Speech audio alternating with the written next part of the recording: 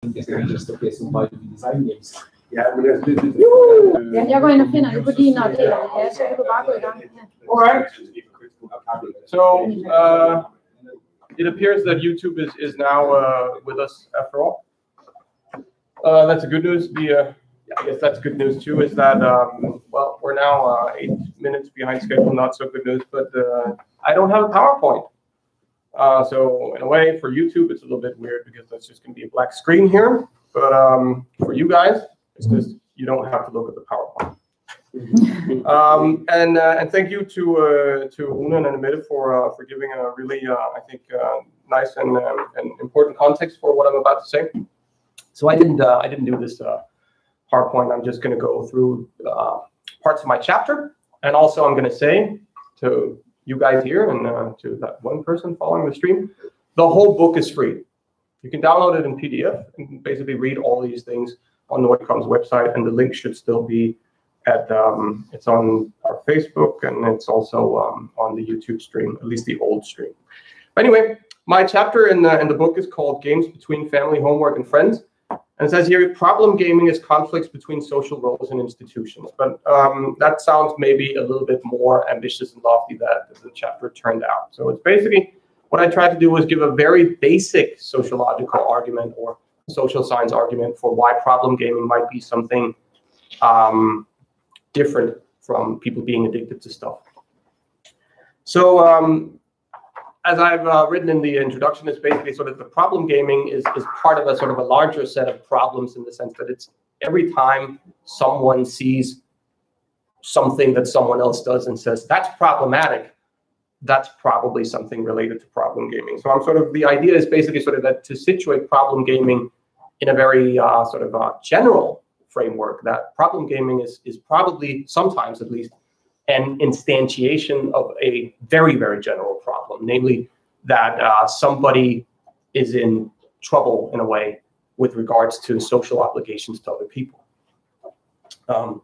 So I have two assumptions in the chapter. So the first is that a significant aspect of problem gaming is this element of social conflict, that there is a sort of, that the person who is a problem gamer has a problem with other people some way, and that leads to conflict. And the other one is that conflict can be understood in sort of in a framework of social institutions in a way that it's somehow institutionalized. It's governed to some extent or constrained and enabled by sort of the social institutions in society. And the social institutions that I've been looking at sort of in this chapter are family and school. And also to some extent, there's a little bit of that gamer communities in a way that sort of, a game is also a social institution, and it comes with certain sort of responsibilities to be a gamer. But the idea is basically that there's a sort of a structure, a larger societal structure around problem gaming, and that if you want to understand problem gaming, then it makes sense to look at that as well. I'm not saying that it's the only thing that one needs to look at. So starting with this idea that problem gaming is a problem with social obligations. It's basically that you have to do something for someone or with someone, and that someone thinks that you're not doing a very good job of it. So I'm using sociologist Erving Goffman to distinguish between two kinds of social obligations, in a way that you can have sort of commitment to someone else or something else, commitment to school, university, family, whatever, but you can also show attachment. So the whole idea about commitment is that sort of, those are the kind of cold obligations that you might owe to someone, in the sense that if your father, mother, caretaker tells you, do the dishes, it's basically just do the job, and I don't care really how you do it. It's just something that you need to do, a kind of instrumental purpose, that sort of take out the trash, clean up your room, all these things that people have to do in certain contexts. Also, sort of at university, it's like sort of, please take away your sort of nasty coffee cups, don't smoke on the stairs, stuff like that. It's just basic things that you owe other people, and it's pretty sort of, other institutions, social institutions. And the key point about that is that it's pretty easy to measure. It's pretty easy to see that people are sort of not handling those type of obligations very well. So sometimes problem gaming is about that people are not doing their homework, they're not doing their dishes, they're not cleaning up their rooms, they're not getting up to go to school, stuff like that. But Goffman's other concept there, attachment, also, I think, was very useful for analyzing some of our data and some of the stuff that people told us. Every time we presented this, one or two parents would come up to us and say something.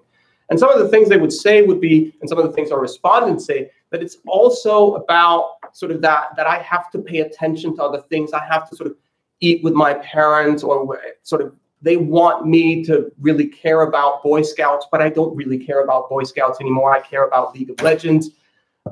They would rather that I play the guitar and look happy while I do that, but here I am sitting in front of League of Legends, and I'm being really aggressive, and my mom doesn't like that and stuff like that. So it's also about how you fulfill those obligations. It's sort of how you participate in social gatherings, how focused you are, how much sort of emotional energy you put into that. And also, very importantly, how much positive emotional energy that you sort of radiate to your surroundings. Because sort of everybody knows that sort of having a really grouchy teenager around is bad. It's also very common.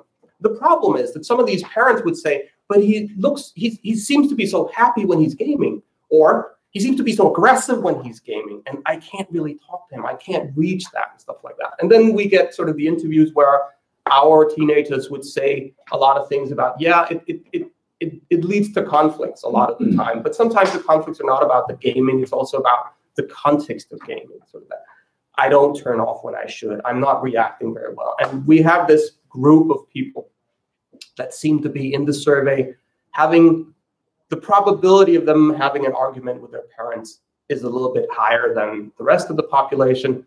And most of those people in that risk group, one might say, are playing competitive multiplayer games like League of Legends. So that's one part, this whole thing about commitment and attachment and how you relate to parents. But there's also this thing that often the parents are sort of worried about something else. They're worried about school, for instance. So that's where sort of the institution gets into it. Also, that family is an institution, because this is not just a single father or a single mother. It's also very much about the role of being a parent and the role of being a child in a family. And of course, as Anne Mette sort of just talked to us about, that many of these kids are not just kids, they're actually young adults, or they're growing to be young adults. And that means that all of that role play, in a way, all of these roles are subject to negotiation every day, in a way that sort of, you're not a kid anymore. No, I'm not a kid anymore. Stuff like that. But all of it is sort of, it's not something that people have to invent on the spot, in a way that everybody, I think, has some vague idea about what it means to be a pupil, a student, a son, a daughter, a father, and a mother. And I don't touch upon that very much in my chapter, but this is something that we all talk about. There's a lot of tacit knowledge, but there's also a lot of discourse that's teaching people how to be a proper pupil, how to be a proper parent, how to be a proper gamer, how to be a proper anything. And sort of the concept that I then sort of latch onto within sociology is that those are roles. Those are pre-structured roles for people to sort of step into, as Goffman says. There's a self waiting for us there, and it's a role. So Robert Merton has this idea within sociology that these roles come in sets, but there are certain sort of roles that are then distributed sort of that this set of roles go together, which is something like all of the roles that people in schools take. There's a teacher, there's a principal, there's a janitor, and there are lots of pupils and stuff like that. So there are also roles within families. And my basic argument is basically that often when you see these conflicts, they're conflicts between sort of not just individuals, but roles.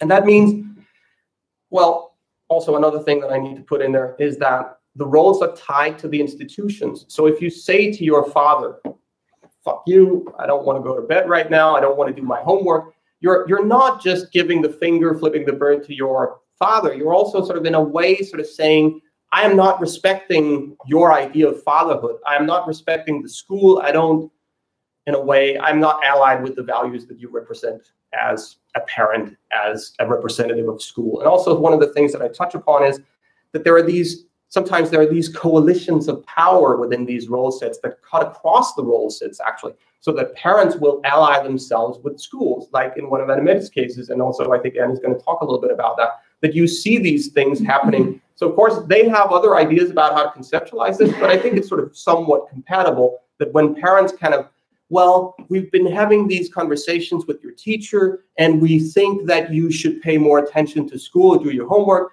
That's a kind of coalition of power where this, in many ways, sort of powerless teenager is subjected to institutional power from both the institution of family and the institution of school. And then there's one final thing that I want to say is that when I look more at sort of some of these interviews about where do these problems sort of, how do they express themselves and where do they happen? There was at least sort of one of the cases was very, I think, sort of salient to me, where this young boy, where the problem seemed to be excessive gaming, but his parents would sort of confiscate his iPad. Now, why is that? Because he's not playing on his iPad. It's because the iPad is kind of a mediated gateway to gaming culture at large, so that he would carry his iPad everywhere and watch streams and go on Twitch, go on YouTube, and they bought a dog for this boy and sort of go walk the dog and attach yourself to this living thing. And it's like, yeah, okay, I'm going to bring my iPad with me so that I can follow my favorite Twitcher. So that led to a kind of conflict that wasn't exactly about sort of playing a lot of games, because I think sort of at one point in the interview is that his PC for playing games had never been confiscated, but the iPad had been locked away at one point. But still, his parents seemed to think that the gaming was a problem. So I thought that was kind of indicative of a larger problem in certain sort of aspects of modern life, is that there are a couple of sociologists that have argued that we tend to segment our everyday lives quite a bit. There's one place and time for work and another for leisure. And I think a lot of parents expect that kids can sort of maintain that separation, that sort of, there's a space and time and space for gaming, now we do something else. But this iPad had kind of become a symptom of gaming leaking into every other arena of that person's life, in the sense that there was no way that the parents could sort of shut out gaming, and there was no way that this individual would shut out gaming. I'm not saying that problem gaming is always like that for everyone. I'm just saying that it seemed to me to be indicative of a general thing where media, such as streaming media, phones, PCs, portable media, all kinds of things, and all of the kind of networked connectivity that they are set up to do for us, and the way that modern multiplayer gaming works these days, that can lead to a kind of problem where sort of everyday life becomes desegmented.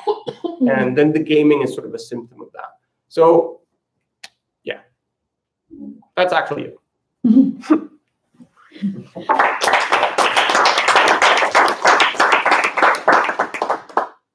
don't know, one or two quick comments, questions of that, yeah?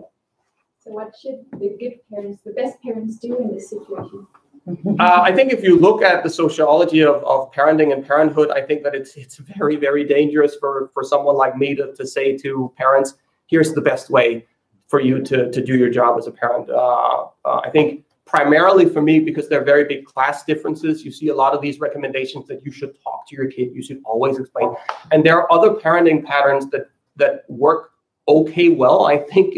I mean, you wouldn't want to force someone who's not used to that to sort of suddenly all of your problems go away if you adopt higher middle class parenting. But I do think that a lot of the advice is sound, in the sense that do pay attention to what your child, young adult is doing. Talk to him or her about it, or try to familiarize yourself with the culture that he or she is in. Try to understand these kinds of media habits. But I'm also a parent of a teenager myself, and I think that we shouldn't be too respectful of some of these habits. I do think that there are good sort of reasons for some parents, myself included, that I don't want to see iPads and iPhones and these kinds of things everywhere all the time. That doesn't mean that I don't like gaming as a culture, but I do think that this whole sort of, I have to do my dailies, I have to log on to do this, I have to get my loot boxes for today, that. I think that kind of thing is also, I mean, the industry is also cultivating this kind of borderless, that all the time you have to play Fortnite, right? Mm-hmm.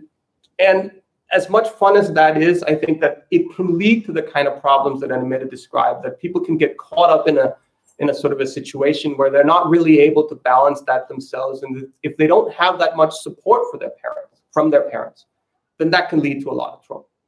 But I don't feel too comfortable saying that you just have to do this or that. But I think if I have one piece of advice, it's based on the interviews, is that you should always try to de-escalate that situation. You should always be aware of the fact that some of these people are in a way sort of being crushed by institutional power to some extent, right? It's not everyone, but it's like if school and parents keep hammering you that this is wrong, this is bad, and you have this, but you don't get what I'm doing. I mean, there are also respondents that have legitimate sort of issues, problems, stuff like that, and they need help with that. But I don't think it's very helpful to just say, stop doing what you're doing, and that's it. Yeah. Did you have one thing?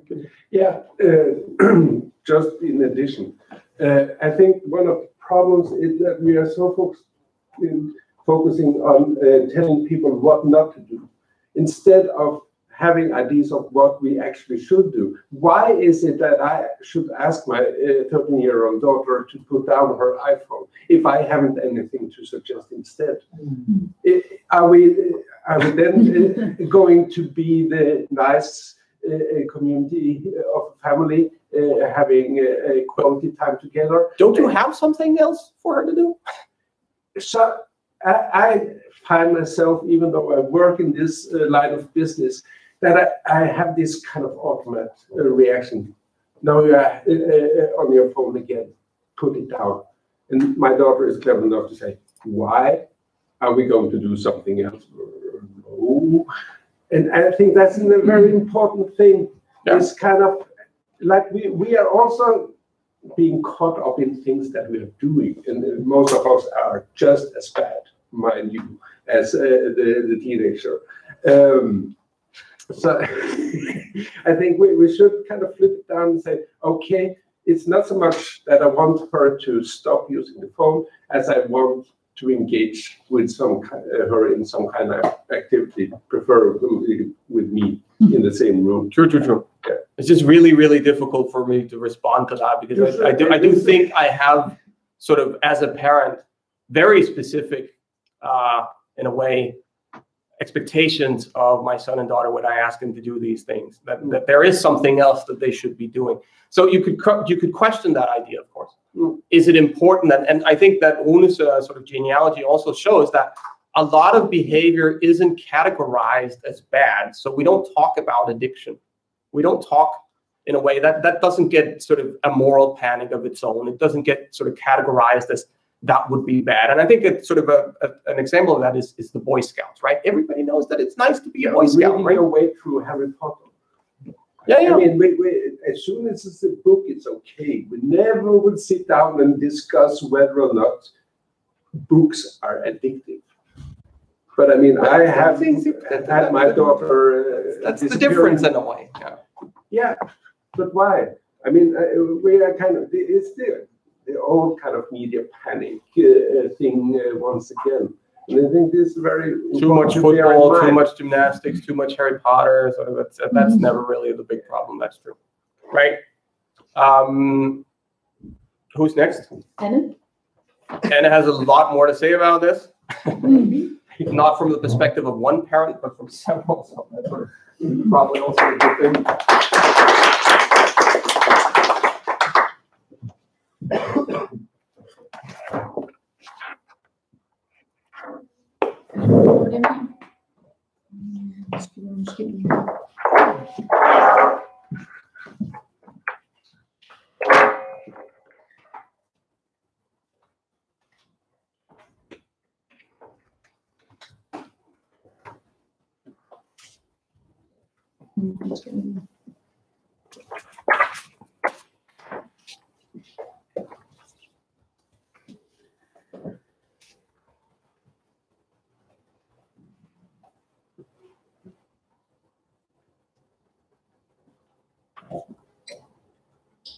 Vi skal lige have det rette input i, Anne.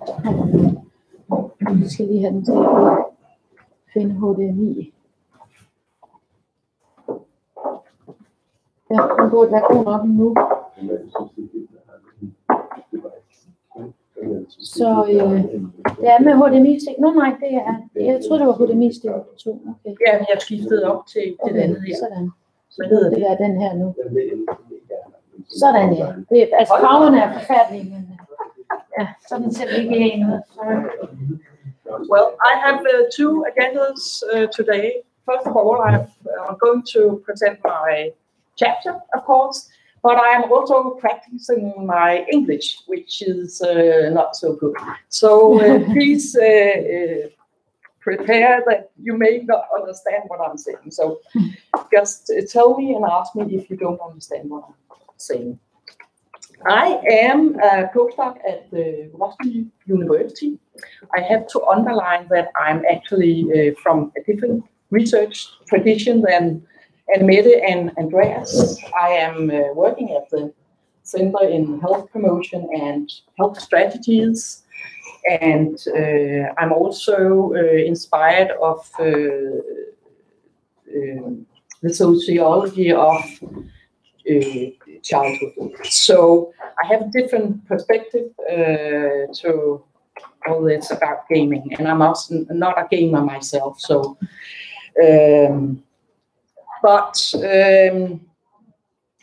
from my theoretical point of departure, problem gaming is a societal reaction towards something that varies from the norm of how much time young people can use on gaming. So I'm following Andreas in the Goffman perspective. The point is that when problem gaming occurs in a family context, young people and their parents are obliged to solve the problems themselves. It is what we are researching is also about governing the self, or to cite the famous Nicholas Rose, a sociologist from England. Maybe some of you know him. It is about government at distance. He's talking about how people are governed in the contemporary society, how our mentality is governed in the name of freedom and the will to choose a good life.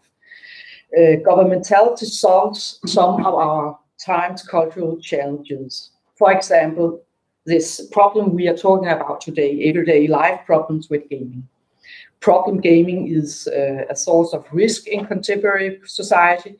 It is a case of risk management, and it is extended to forms of habitual consumption. Problem gaming prepares the ground for reflection about oneself and what life one wishes to live.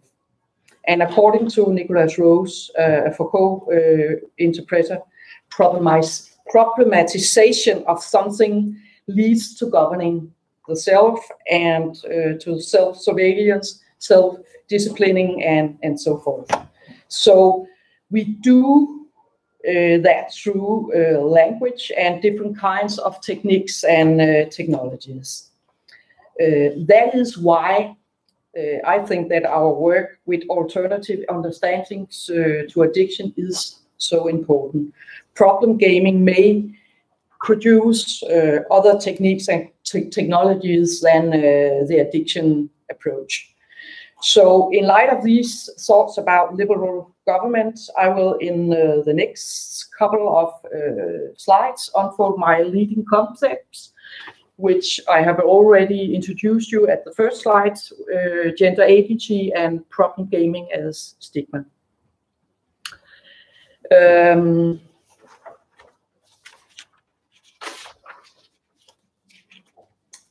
Yeah, this smiling woman, she's called, or she is Madeleine Leonard. She is a social scientist from Queen's University Belfast. And she is the mother of this concept I use in my analysis, gender agency. And gender agency is a compound of gender and agency. And according to Leonard, both young people and their parents are under influence of what we call the generational order. That is the ways in which members of society relate to each other and to the whole of they relate to each other and to the whole of their society. The generational order also includes the arrangement between generational groups. In this sense, the social order is also always a generational order. Both young people and their parents are under influence of the generational order. But as Leonard points out, the sociology of childhood, and that is what I'm representing, she says that they have been too uncritical in their use of agency. Young people are beings more than becomings, yes, and it is significant that young people are agents that are able to challenge adults and their understanding of the world. But as a generational order also says, generation as a core social structure sets limits on young people's agency. And in continuation of this, Leonard suggests a subdivision of gender agency, as you see here, intergender agency and intra-gender agency.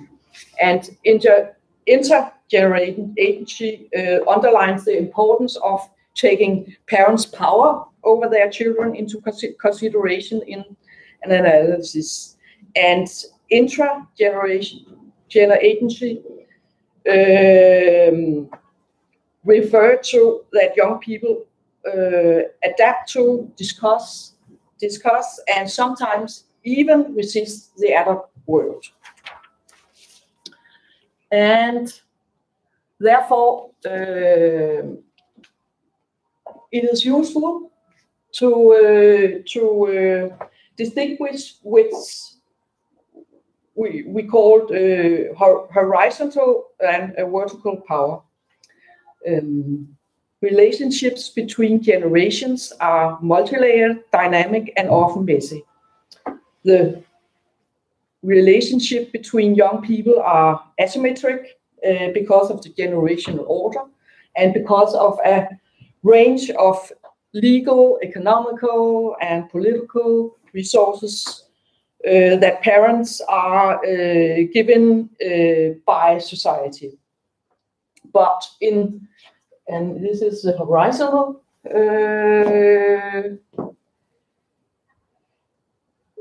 power. In daily interaction, norms and expectations are negotiated and renegotiated. They are challenged and modified.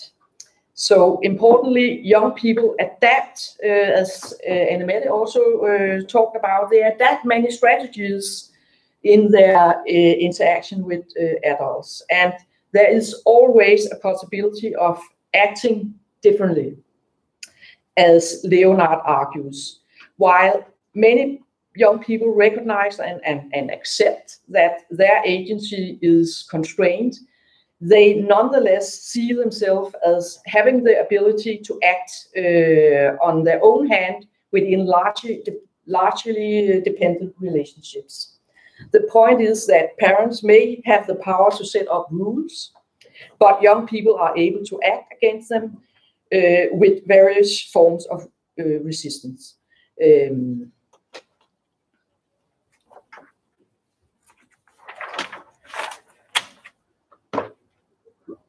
I also use problem gaming or the stigma concept, but I think you all know everything about Goffman and stigma. So I will continue, and Annemette has talked about how we did our studies. So I will continue to.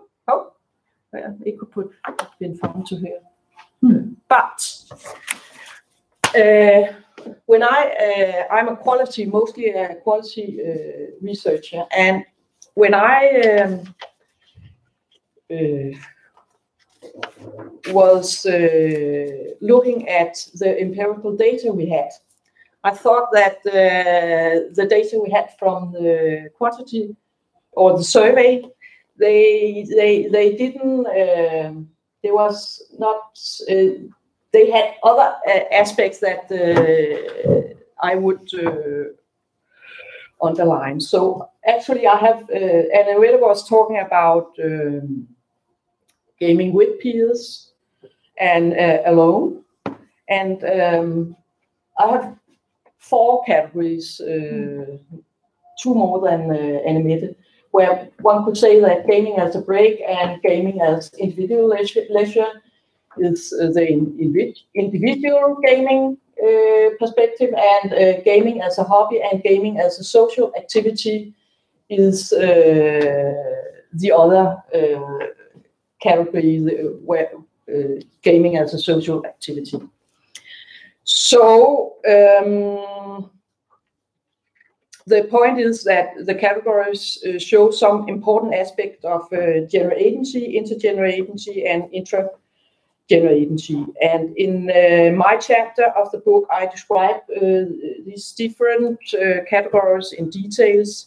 But today I will only discuss the gameplay pattern that give reasons to understand what's the problem in problem gaming is. So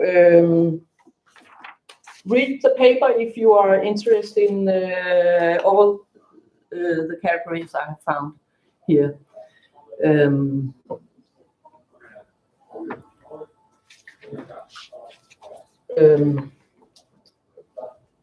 So what I have found is that gaming as a social activity is primarily something to do in order to establish and maintain a network of peers. I don't think I will go into, so I will not say so much about that, because Anne has presented what is a social gaming as a social activity. But what I will talk about is that when we are talking about gaming as a social activity, there is a difference between the group of gaming as a hobby and gaming as a social activity. And that is certainly how their parents and the relationship between parents and young people. Because some of the young people in this group distinguish between the parents' support of their gaming at earlier stages of their lives and the parents' lack of support as they have grown older. The young people, they describe how their parents used to buy them necessary gear and the newest games. But however, as they grow older and becomes more self-governing and autonomous, their parents gradually start to react negatively to their gaming. And from the qualitative data, it is not possible to say when and why the parents' attitude shifts, but the young people in question are very aware of the change. While the parents' reactions towards gaming might be linked to their feelings of responsibility toward their children and their well-being, the young people themselves interpret their parents' agenda quite differently. They interpret the new rules as a form of violation, actually, and they experience the parents' negative reactions toward gaming as a stigmatization of what they consider to be a legitimate social activity.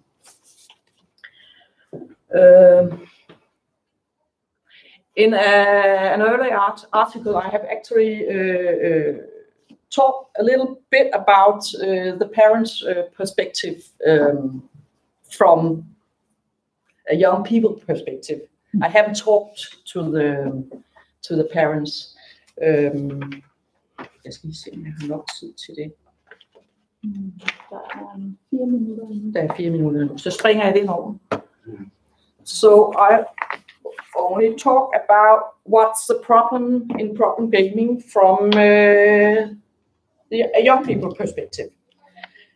And in an overall sense, the young people in the study state that their parents generally support their gaming. That is how it is. Almost every parents are negotiating gaming as part of an everyday life. And according to them, their parents accept a certain degree of independence and they allow their children to earn their own money, to play the games, and to buy the necessary gaming gear. In this sense, most of the family negotiations, according to the young people, are held in a reasonable tone and formed as a dialogue. However, among the young people who have gaming as a social activity, more stories tend to emerge where parents exert power over their children by manifesting a hierarchical and unbalanced relationship. Some of the young people in this group experience the parents' behavior as disrespectful and very humiliating. And in spite of parents' traditional rights to advise their children and decide what is in the children's best interest, most parents in our study listen to their children and make space for them to play an active role in their everyday life with gaming. However, young people's agency emerges from the opportunities arising from the positions of childhood and parenthood. For some young people, generational acts predominate to a degree that shows a lack of recognition of young people as human beings. And here is young people's agency reduced to a minimum. My key argument is therefore that proper gaming cannot be divorced from the exercise of agency of both young people and their parents. At its most basic level, proper gaming seems to be a result of parents' power over their children. This does not mean that proper gaming only exists on the intergeneration level. Rather, the analytical reduction serves to underline the importance of taking both young people's agency and their parents' agency seriously in the discussion of how to define proper gaming. I have a little bit more, but I think I will stop now. Yeah.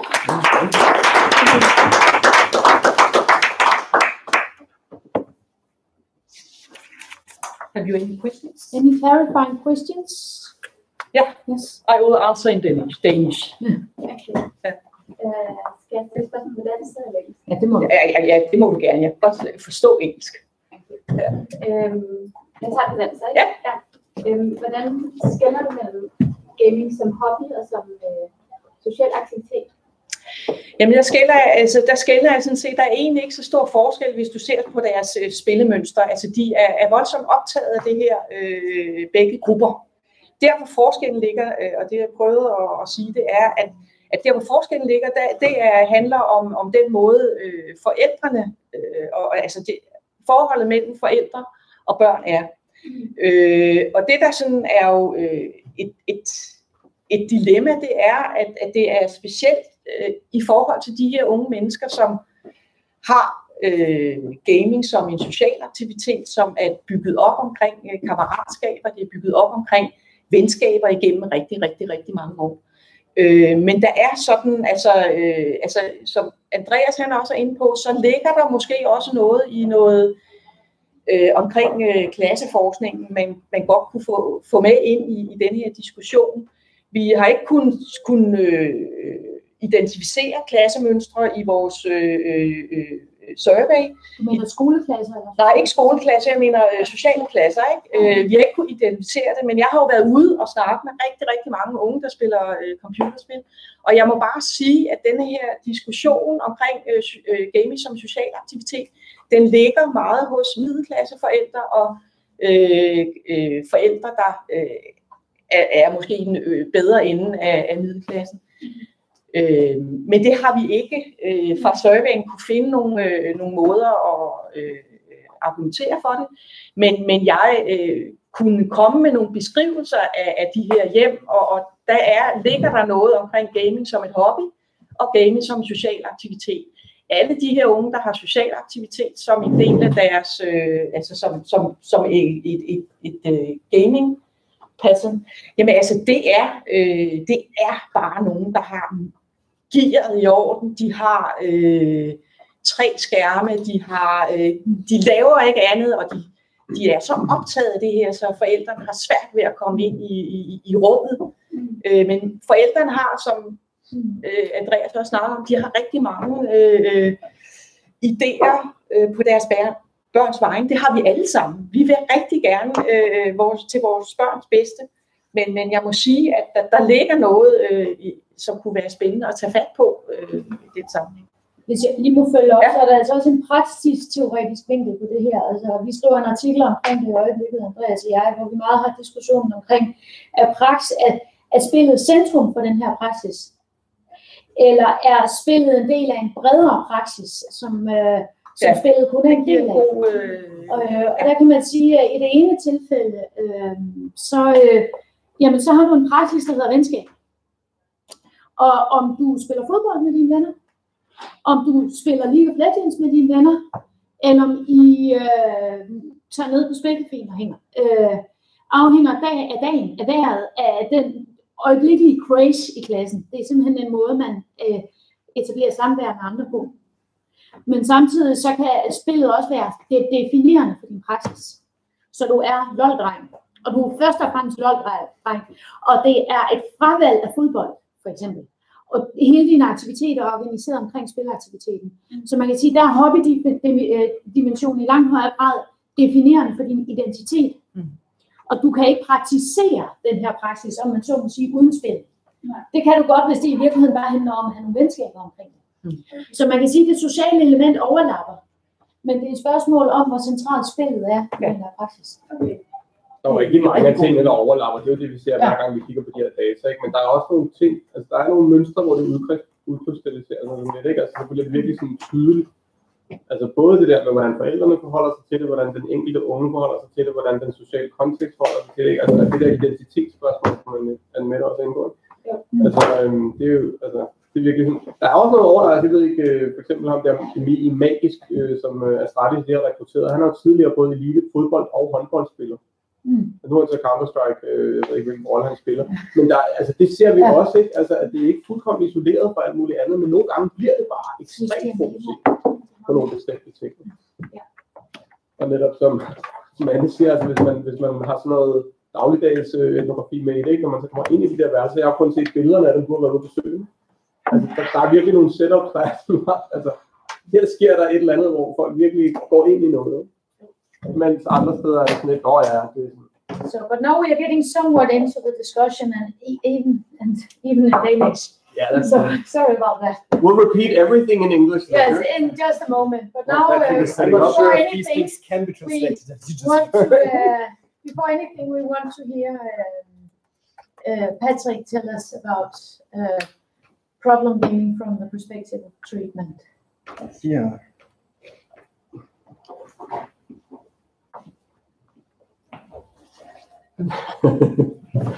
Okay, different picture, certainly. Right. Hi. So great to be here, and it's it's really nice that there's so many people now here for this discussion, and it started already. But I hope that actually I will connect to some points. I tried to understand a little bit of what you were talking about, and I think there are connection points, but it's Danish. Anyways, there's already some differences that I want to point out to start with for my study. So we have been, or our study, me and Paulina have been working on that, way full of that. So we have been looking at gaming from the perspective of treatment. That means that our cases, our participants in this case, were quite a different crowd than the participants for your quantitative survey. So that meant that in our case, we went basically to see what the worst cases looked like, and that also really colors, in this case, the results. But just similar to the, does it work here? No, it doesn't. In the screen. Yeah, no, it works. Yeah, so this is, by the way, my favorite game characters. Just to share that as well, I've been playing Dota for a while. These are Legion Commander and Phantom Assassin, two badass female hard carries. So I haven't played that for a while because the really high competitive team sport has turned out to be too high stakes for me lately. I have enough tricky activities. I need something else. But I want to continue with this discussion that Rune started a little bit about the conceptualization of problematic gaming or game addiction, also on a fairly broad international level. So the World Health Organization has, since we wrote this, even continued to take it one step further and include it. Is it problem gaming or risk gaming? I'm not exactly sure how they formulated it into the beta of their diagnostic manual. So it seems like, if I'm not too pessimistic here, that a diagnosis, psychological diagnosis of problem gaming is going to become a reality, despite of what we may have to say about that. However, we can still wait in and say, yeah, this is a problem here, and we are not by far the only ones. So, for example, on the website of the World Health Organization, when this was proposed as something that they were considering doing, there's a possibility for researchers to comment on these possible changes. And there was a broad section of researchers pointing out here that there's a problem here. We are not, in this, just as you described, deep enough in really evaluating what these measures, what this actually means, problematic gaming. So starting out from this discussion and trying to make this contribution that is asked for and looking at what does it look like sort of on the floor, on the people who understand themselves as game addicts, as problem gamers, and the people who are meeting them and trying to help them live a better life. What does it look like there? And we went in there with a number of theoretical approaches. The first one being this dominant, really sort of shaped by Griffith approach of games as just another sort of medium or sort of drug for addiction. And that is really functioning in a logic that used substance addiction and then extended the logics, the even symptoms, the diagnostic tools for substance addiction, first to gambling as the first step of behavioral addiction, and from then really going everywhere. And that means gaming addiction, online gaming addiction, smartphone addiction, Facebook addiction, internet addiction, all these kind of things are out there. Sort of for every one of these possibilities, there's somebody trying to figure out if this could be a next big thing, a next diagnosis, and they're oftentimes connected to Griffith Lab as well. So then we had other perspectives on that. So here, for example, we had the network perspective, which came from some of our interviewees, who, of course, are also as social workers have an academic education, which is a perspective on treatment and social work treatment that highlights how important it is to look at not only the person that you're looking at and their particular behavior, in this case that you're interested in, but then the entire social context. Sort of aching towards looking at role conflicts, for example, as a relevant possibility here of what is making this a problem. We have Faltin Carlson's notion of comorbidity and life phases. Comorbidity is not his own notion, but he is looking through the lens of comorbidity and life phases at problem gaming. And his point is that in his longitudinal studies with problem gamers was that he found them to be able to bounce back from quite heavy problematic gaming behavior because of other things in their life that changed. So examples being getting a job, getting a new partner, getting a baby, and then bouncing back from their very, very heavy gaming behavior to continue living their life somewhat unharmed. And he points out that, yeah, well, they're not necessarily heavily physically or unhealthy impacted. It's not like gambling that they now owe insane amounts of money to the person next door that is going to break their legs if they don't pay until the end of the week. Which, by the way, this sounds funny, right? I mean, I went to groups that were working with treating of problem gaming. They were also working with treating of problematic gambling. And one of the points they made there is that it's tricky to put the problem gamers together with the gamblers in sort of AA-style meetings and conversations, because they would sort of meet each other, and the gamers would say, oh yeah, I'm here because I gambled away my money, my house, the money my wife had, the money of my kids. I took whatever I could from work and gambled it away. And then I borrowed money from this criminal person down the road. So now I'm like 30,000 crowns, or like 3,000 euros in debt to that person. I don't have that money. I talked to the police and they say, you better pay him. I mean, find a way, right? And then you have these gamers on the other hand, and they say, that sounds messed up. I played too much video games. And it doesn't become the sort of therapeutic exchange that you were sort of looking for, because that doesn't really function. But that doesn't mean that they are not also suffering or that they're also in a shitty situation, right? So that we will get to that point. But there's something that is not the same. And there's research about looking at motivations for gaming and looking at to possibilities of what makes this problematic, where escapism motives have been found to be more problematic or more leading to problem gaming than competition or fun. So this is a sort of systematic criticism of this development of diagnostic tools from substance addiction and then moving on to behavioral addiction and to things like gaming. So these tools are still clearly incomplete and insufficient for the diagnostic evaluation. For example, clients are always alone when they complete the questionnaires, and there's no questions about family context, despite the belief that family context is an important marker in the dynamic surroundings, the onset, continuance, and termination of gambling. Seems familiar? This was criticism about the extension of the substance addictions to gambling, which by now is a basic reality, and we see the same thing repeating here. So video game addiction, what is that thing? For our data collection, we first met and had interviews with Ungdomsteamet, which is a group of social workers working in Uppsala Kommun. They have, and you already see here on their website, which is they're working with alcohol, narcotica, doping, tobacco, and problem gaming, which isn't by itself that, oh my God, this is a huge problem, but it's already grouped in that environment. However, this group was very interesting. There's 3 people that together had 1 full-time position, so there was not a massive amount of resources for it. They would take families who would come there. Typically, this would be families, and typically this would be young male gamers, and provide social work and counseling for them. So they would have conversations and therapies with them. And through them, we did interviews with this group of social workers, and we also got access to a number of families that went and had been undergoing this treatment there, and we did interviews with them.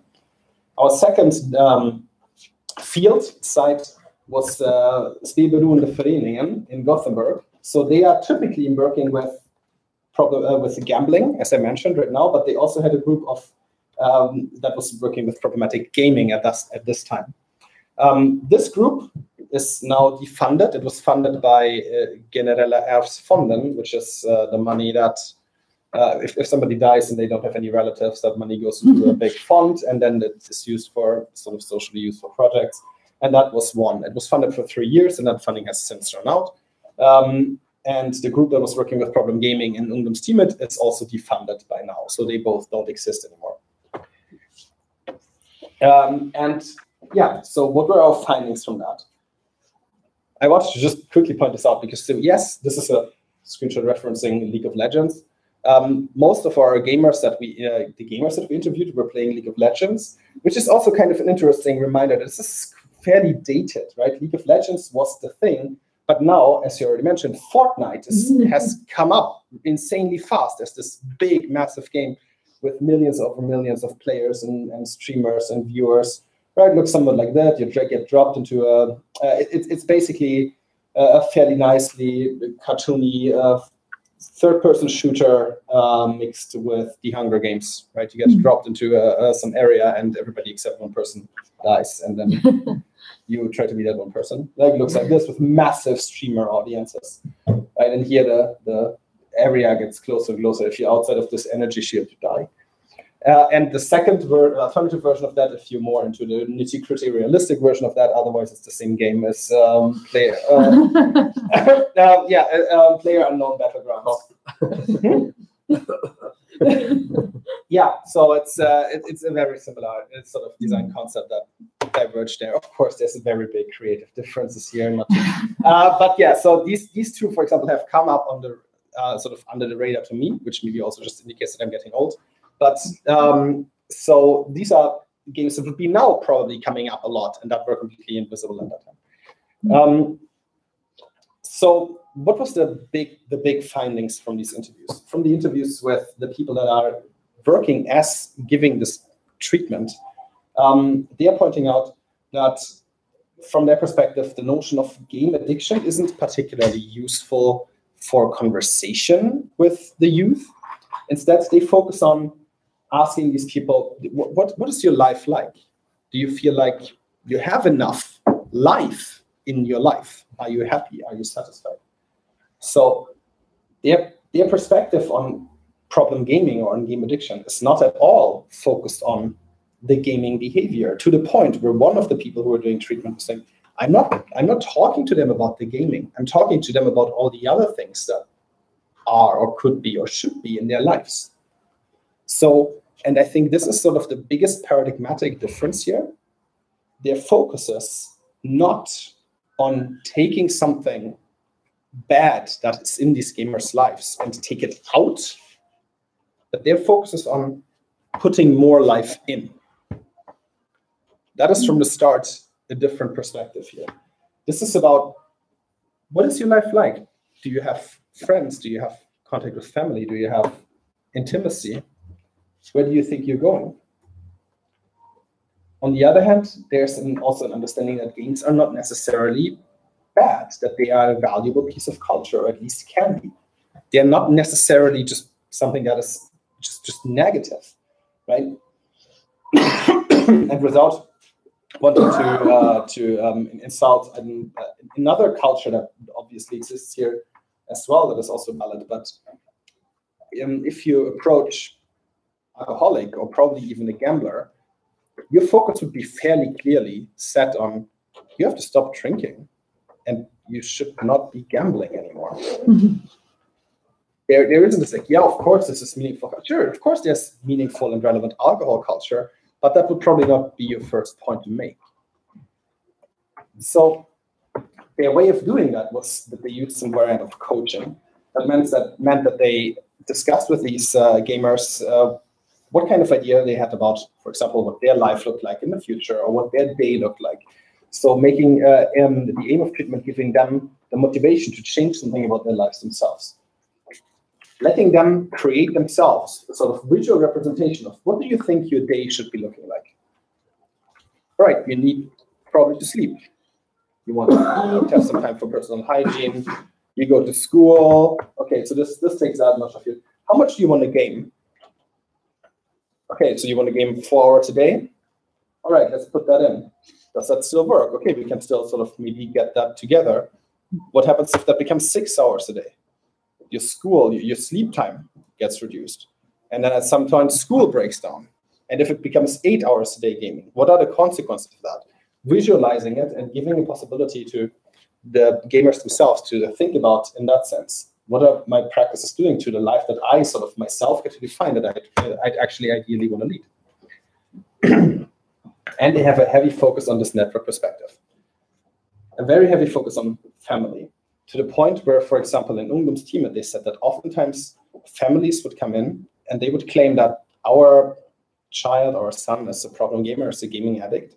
And the family is at that point already so defunct that the parents wouldn't be able to stop arguing even in front of the social workers. They would still be fighting with each other. So at that point, oh yeah, I mean, at this point, escapism seems like a rational choice. I mean, that's a broken home. So that your child is escaping from that by playing League of Legends doesn't really strike anybody as all that irrational. So there's another explanation for that. Very often we found that there was some sort of trauma or other problems similar to what your cases describe, right? Moving, even the loss of relatives that died or things like that.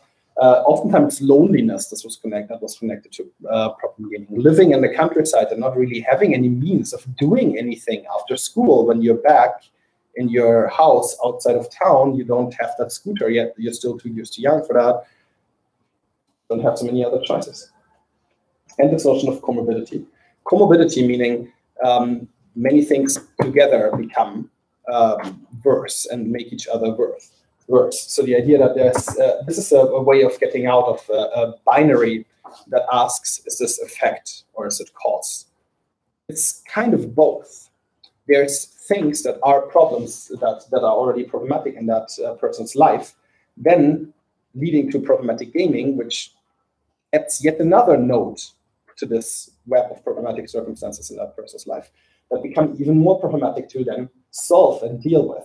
However, it makes fairly clear that, and at some point maybe gaming takes over and becomes so big that it becomes the central aspect that really also needs to be taken care of in order to address the others. But it's not that root cause, and it's not the one thing that you need to pull out in order for that person to all of a sudden have a stellar life. That's not how it works. So one of the things that we found as proof of this focus on adding more life, and in that case also making families work together with this notion that people had in ungdomsteamet of time together. They called it in Swedish tid tillsammans, TT, but that works already in English as well. And when they met a family and the parents would be claiming that their child is a problem gamer or is a game addict, and they would ask, do you guys spend quality time together? What is your interaction looking like sort of on a daily basis? And the answer was fairly often, well, I come home and he is playing and I make dinner and then I go up and tell him to come to eat and he doesn't answer. So then I go into his room and scream at him and he doesn't answer. And that was our interaction for that day. Like that's it. So in that situation, No, sorry. yeah, I mean, honestly, this is something that I have, we never, me and my brother never played that crazy much, but we did play for fairly long stretches, like, I don't know, summer holidays, beautiful weather outside, darkening the room and playing World of Warcraft was not necessarily a rare occurrence. But so then these kind of things happened, that my mother would come and scream at us and she would then leave again after having screamed at us. And I would just even make jokes about her. I would go to my brother and say, did you hear anything? He said, no, I don't know. Maybe, there was something, but I didn't listen to it. Super mean. Like, I'm a bit ashamed about that. So I recognize these kind of patterns. So the way of getting one step forward that was proposed by the social workers was this time together. So that meant that the parents or the kid would be able to call this sort of, as this is a thing that they do now, it's time together. They could go to the other part and say, hey, should we have some TT? Should we have some time together? And then they would do something fun together, spend quality time, not cleaning, not chores, but something that was nice. Watch a movie, take a walk, cook something together that they liked, something nice. And the interesting thing is that came back from the interviews with the families as the most positive change.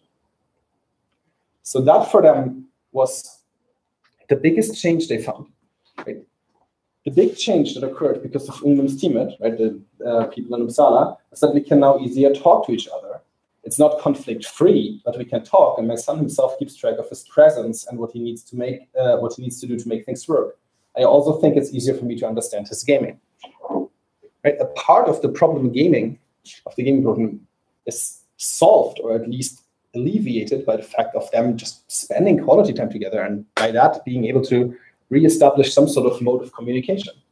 And this is, in a sense, really a very basic finding, the notion that it works better to be a family if we like each other. Right? That's if we do nice things together. But I mean, maybe that is also relevant. And this is not at all aimed at blaming parents. Neither is the next point that we will still get to. So communication and working in family. How can we make all these other requirements work that we just heard about? The requirement between school, work, social life, all these things while still gaming. How can that function? Make a plan and get family communication to work. This point about not coming to dinner, we heard repetitively. That was frequently coming up.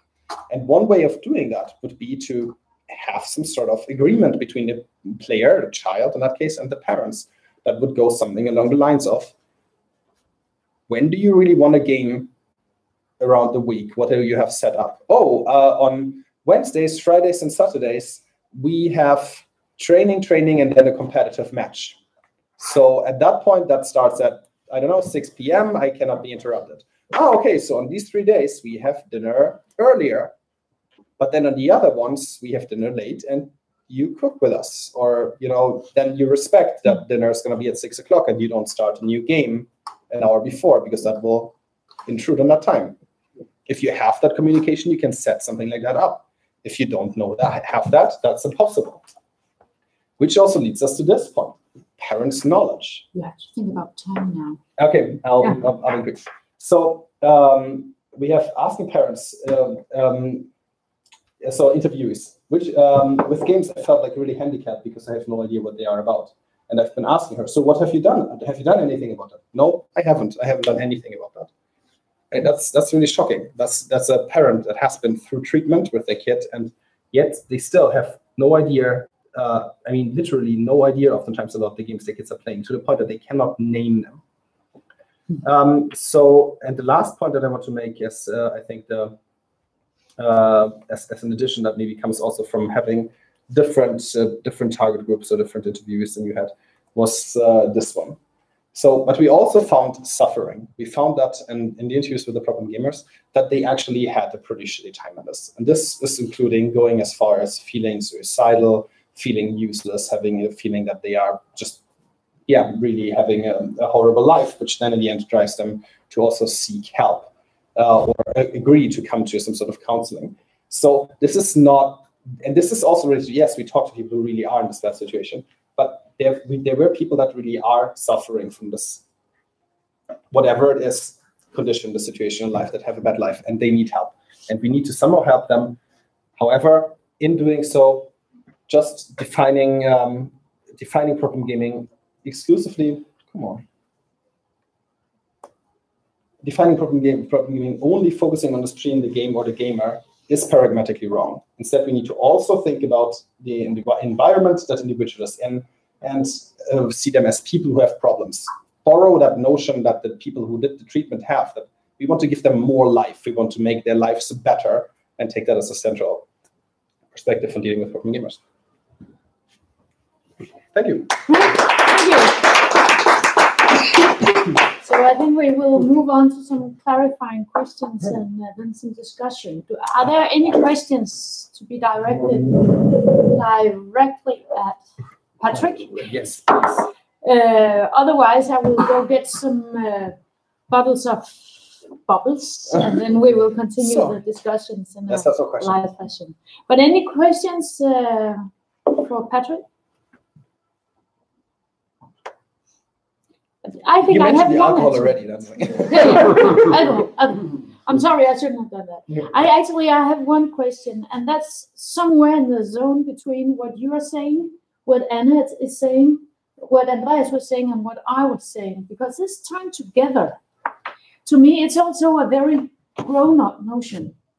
I'm just reading right now this, or analyzing actually more closer one of our focus group interviews.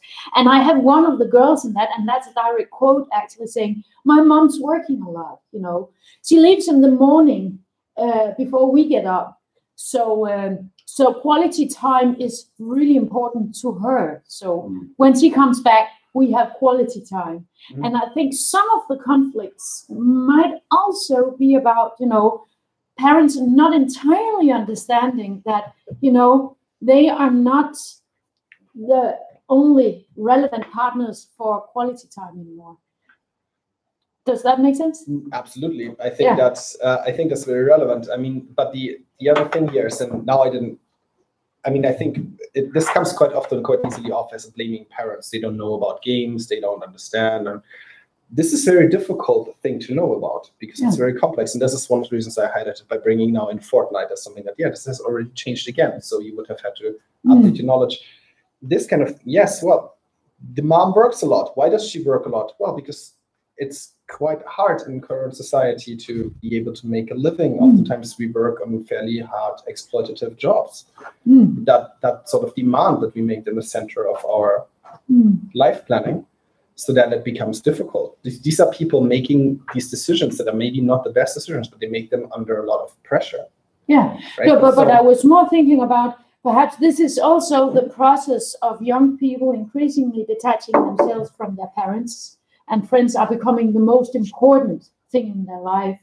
And sometimes you could experience this attempt at, curing situation would basically be to try to keep them within a family frame, which might be obsolete at the time. Okay, I see your point, but sort of my answer to it would still be, yes, of course that's happening as well, but they are just in a situation where they cannot meet all these ends. Where probably if they would have the possibility to explain to their teenager who's in a situation to detach themselves, but of course doesn't completely want to never see their parents in any quality time. It's like, yeah, sorry, my job just is that hard, and I have no other time. So if we could sometimes make this work, that would be great. If there would be sort of an honest, sort of rational discussion about that, but I'm not sure if that ever happens. No. Right. So then you have these demands on both sides that are fairly high and put some sort of pressure on them that just cannot, in that case, be resolved anymore. So it basically has to be addressed in dialogue. I think that is the only option outside of we just have to work so much in order to keep our status up in our teenager group or make ends meet that we just cannot have families anymore. Yeah. Any more questions? No, just to add, because I think this kind of also seeing what we can do with this comorbidity concept, because there's a lot of factors that are piling together and making things worse. Because yes, we have hard jobs. We also have high standards for being parents. So actually, maybe the parent coming home, the craving for quality time is something that does not necessarily be her own demand, but something that is demand from the idea of how we are parents. Because she wants to collapse on the sofa and play Candy Crush instead, and maybe be as heavy a gamer as the son or daughter. So I think all these factors, and this is kind of why it's so incredibly terrifying when you start to make diagnoses. Out of this, because it's so complex. Right. Should we open up if there are any more general discussion? Were you going to get that wine though? Yeah, well, sure we are. I'll go get it for you now. Now alcohol and comments. So I think I'm going to move the camera so that it's sort of everyone's I on that promise screen. to stream some Yeah. bubbles. So and then one person watching on YouTube gets to see the whole movie. Yeah, that's sort of a virtual alcohol envy. Men du streamer på den här som ut på YouTube eller vad? That's sort of it's like big one, right? Yeah. Just on that.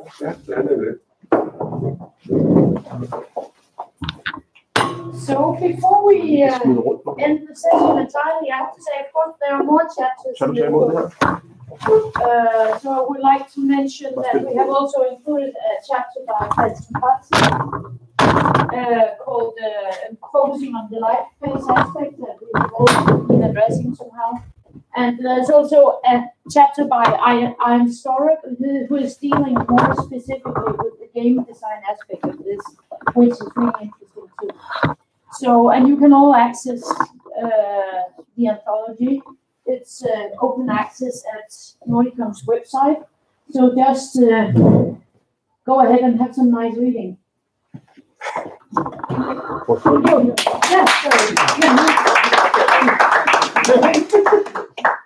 That's actually awesome that it's free. Yeah. It's pretty expensive as kind of for a book this size. I think it was 100 Swedish crowns. No, 300. 300. Unless I can't read anymore. It might be.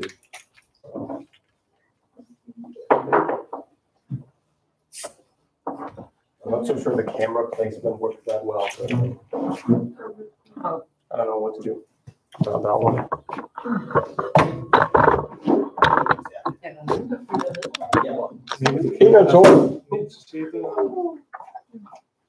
I was just, if we're going to have a discussion, then maybe that one person might sort of pose a question. People can write in on YouTube maybe? People can write it on YouTube, and you can also ask questions. To YouTube. Yeah. Would you like to? Yes. Or that, just go ahead and ask some questions. Basically. Please If you want to. Go have some alcohol. Go have some questions. Go have some other, go ask some questions. Can we combine that? I can ask you a question. Mhm. Where are we going from here? We're not going anywhere, I think. Oh, sure we are. We're working on an application focusing on esports right now. Oh, metaphorically. Like that. Yeah. Okay. Sorry, I did not make that clear. I should have. So, no, we're working on an application focusing on esports, Mhm. which is going to focus, because I think a lot of these issues actually have to do with conduct of everyday life, how you do your life in practice when you have a very time-consuming hobby or elite sport or whatever. So we are going to address part of this, but from a more positive perspective, how do we frame this pedagogically? And actually, most recently, last week, I've been having some conversations with Bjørn Sjöblom. You might know Bjørn Sjöblom. Yeah. Because his focus is also on this from an entrepreneurship perspective. Yeah, that's. I'm talking about him with him about us. Yes, about this specifically, because that might represent a more positive angle also on this life strategy perspective, that it might actually be a viable life strategy, even though it's impossible for people our age to understand. I mean, esports is, I mean, as trying to make money with esports is not that. I mean, the chances are just tiny to make it. I think that's one of the things that I think has been maybe not addressed that well in the book, but could be addressed by some of the work that we plan to do, is sort of the whole political economy aspect, as we academics call it, but basically sort of how, as you say, Patrick, how viable is it for someone to think that he or she will make a lot of money on Twitch? So it's more or less like saying, sort of, I want to be sort of a top 5 sort of tennis performer, or a sort of, I want to be Lady Gaga because she's the only one making money. More like that. Yeah, it's really, really sort of rigged in that game, in that the economy has about, I think, maybe 5 top streamers or something like that. Then it sort of drops I off. mean, this is so the streaming power curve, yes, of course. And then you have the entire added situation that you have so many more people competing for these few spots than in tennis. Right. So while like I talked to a guy who owns an esports company, and he said that sort of if you look at the numbers, and that sort of makes sense to me, it's not like you're trying to become an athlete. You're basically trying to become Zlatan. Yeah. So just in terms of the competition. That's the kind of level that you need to reach just to become, Because I think that's something that we don't really see that much, that sort of analysis of just the raw numbers of here is how many people play Fortnite, here's how many people actually sort of want to stream these things, and this is a sort of a number, possibly like 100 people globally that can make a decent living off of that. Yes. I think that depends, because that's the YouTuber perspective, but then again, there's this whole skin trading perspective. And I would It's even more rigged. well, I think there are many perspectives on it. You know, it's proper economies, and you will find different types of money making within that economy.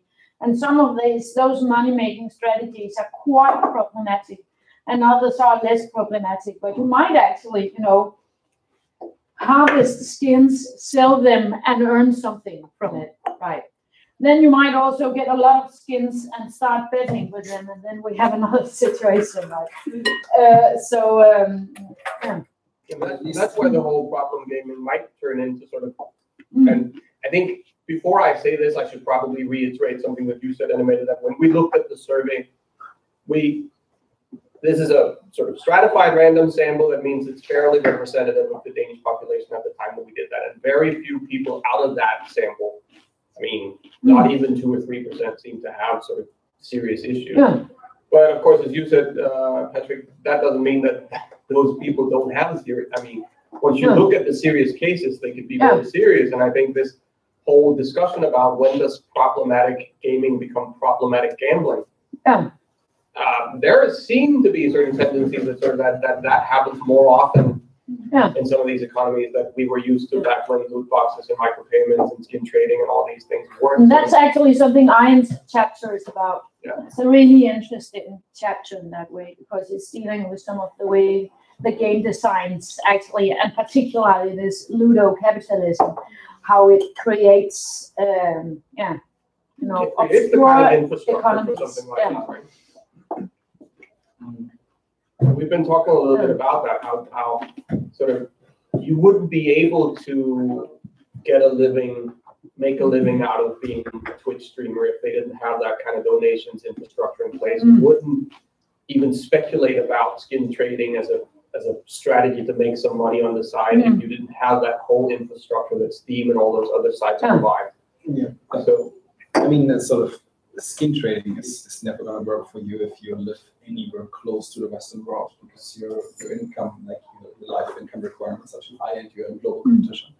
So that's just an out from the get-go as sort of like strategy goes. that's making a living from it, right? But I think teenagers can still be sort of sucked into this thing about kind of like making that lucky bet on the Champions League or something like that. And sort of that it's not a viable living, but it looks like it can make money, right? I'm saying it's It might be led to believe it, but yeah, Yes. I agree. So that's The cake is a lot. yeah, exactly. So that is the point. And if we talk about a political economy perspective, that's exactly what I wanted to do, and I've been planning to send an application for that, and also this notion about what is the reality of that. I started to connect with people, and I wanted to write something around the survivor spires of esports.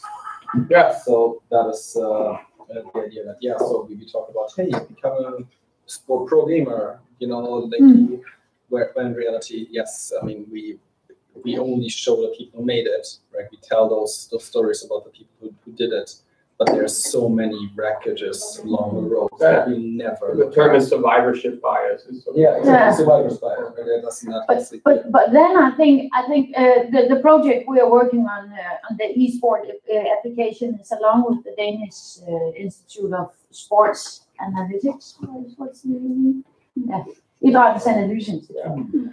And I think it's interesting in this way to also make a comparison with the field of sports because they have this distinction between what they call bredde or the broad sports and the elite. And you will see in the same manner that going from the broad sports to the elite, it's only a very few who make that step. So many of those who decide to do soccer because they want to become Zlatan obviously never go there. But in that way, if my son came to me and said, I want to be a professional football player, I wouldn't say, I'm never going to make a living out of that. So stop even think about it. I would say, odds are low, but still, I do believe that if you go for that, actually, on your way, you might gain ways of disciplining yourself, focused, how do you call it?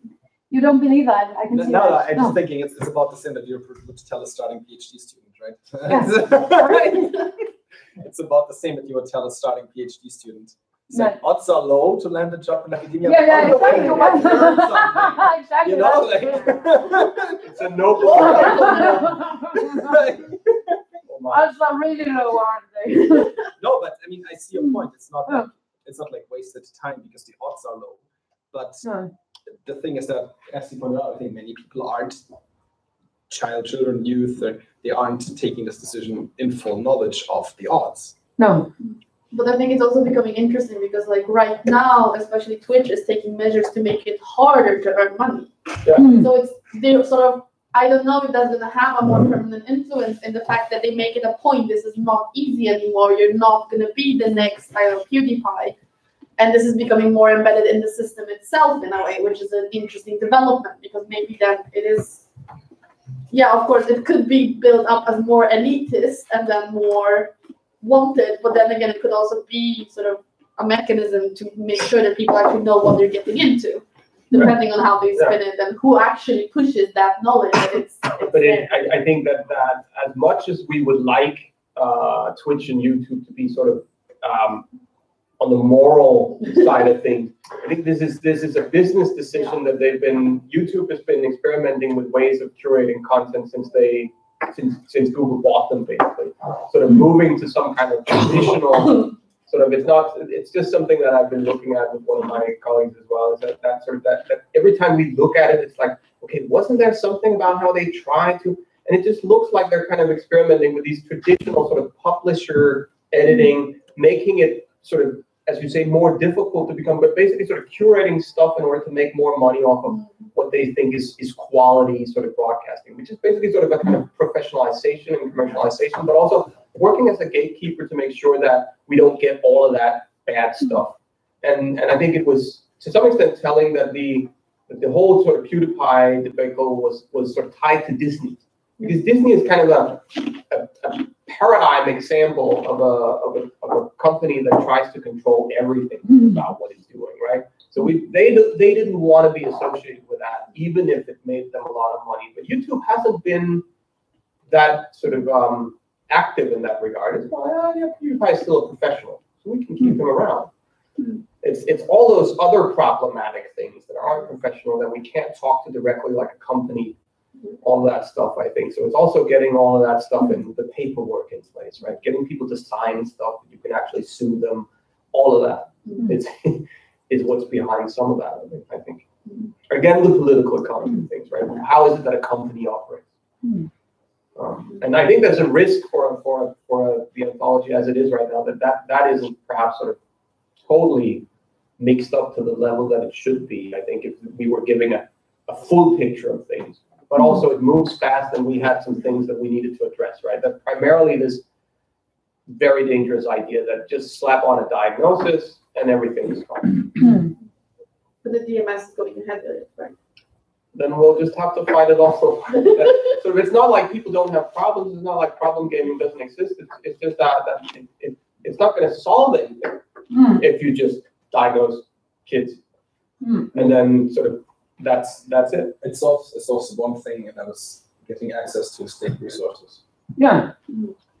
So that is the thing that people in treatment actually use the diagnosis for, or try to. They're failing because they both get defunded. But that is the idea. If we say this is game addiction, we might get money from the healthcare apparatus. Yeah. If we say people have problems and we need to help them get a better life, then that's all she wrote. So if you have some troubled youth, I see that quite often too, actually. If you have some sort of troubled youth and you can afford a family therapists, as soon as you manage to box yourself somehow into one of these definitions, it's easier to get on. But it's also, and I think you have some, is that Rose or as well, who's talking about interacting diagnosis, you know, it's a risky strategy at the same time because that is it might cling to hacking. you. Yeah, hacking, yeah. And it might cling to you later on. You know, it might actually cause you trouble later in life. It's obviously, in that way, problem gaming, apart from all these ways we have been defining it here, it also becomes a very specific strategy within a welfare system. Yeah, and you might end up having to sit with those gamblers who have lost their houses, and that doesn't actually do anything for you, which is what, at least in Sweden, most places are doing so far. They get the odd problem gaming family, and then they put the kid with the gamblers in the meeting, because that's the only thing they have. That's the only hammer they have, so they hit that nail with it. It's almost a little like juvenile prison in a way. I think people who have that type of issue that isn't really very dangerous at that point, that you put sort of unruly teenagers together with people that educate them. I'm not saying that they will learn how to problem game. But it's just like society isn't really well equipped to deal with these kinds of things. So give them some perspective. But it's interesting. It's interesting that they do that, right? When you guys in Denmark have never done that. And with, I believe, good reason, and you're just providing even more reasons. But it's interesting that, you know, two so similar countries have gone so different ways. And I think in Norway they even treat it the same thing. No. Norway is very interesting because they actually do something. Due to some of the facts that you state, because it's very different things. But we have parents calling us with problem gaming kids, and we do talk to them, but just to pretty much clarify time and time again that you need to start asking your kids, like, why do they do this? Make interest in it, and all of this stuff. But you wouldn't have like a sort of colleague who would work with that. Yes, I have Johan that does it, but separately. He has another small company. Oh, yeah. Yeah.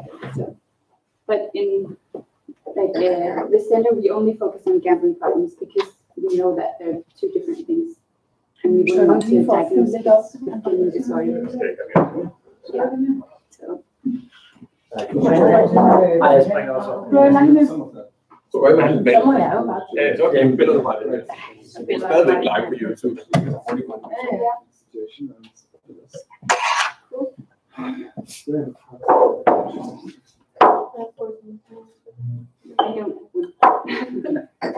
But I have a cell phone. The universal. Heller for mig. No, but like I have a house in there. That's like too much in the cycle board, which in business But it's so old-fashioned. Yeah, I know, and it's also like once you come from an event and you have a bunch of like, what do I do? Yeah, where do you keep I remember before, like when my mom had her own business, she had like this entire business. No food I should get track.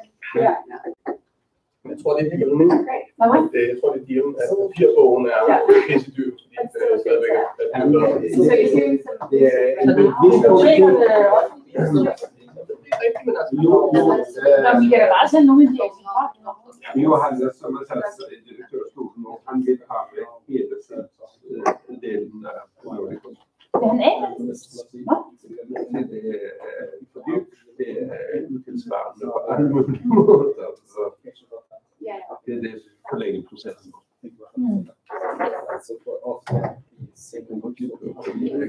Jeg har virkelig godt argumenteret for det, så jeg ser, at nu er det i mere, hvis man ikke var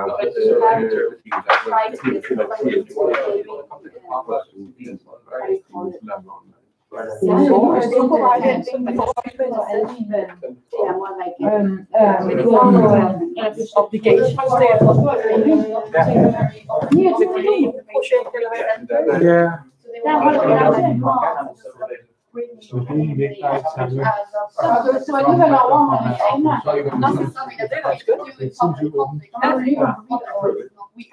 Det kan ikke være nu har jeg lige skrevet artikel om lootbox. Ja, jeg var ude at høre, eller ret nej, jeg var ikke engang ude at høre, men jeg så det på Facebook, ja. Du var ude på Facebook og høre det? Jeg var ude på Facebook. Jamen, jeg føler egentlig, at jeg selv været. Så er der rigtig mange aftaler også på e-sport. Jeg synes, det er super spændende, hvordan idrætsprojekter, prøver jo at komme ind. De bruger jo også e-sport som en del af deres aktiviteter. Så det er bare det kunne være super spændende at snakke med dem om at lave et andet projekt. Hvor man får finde ud af, hvad der er.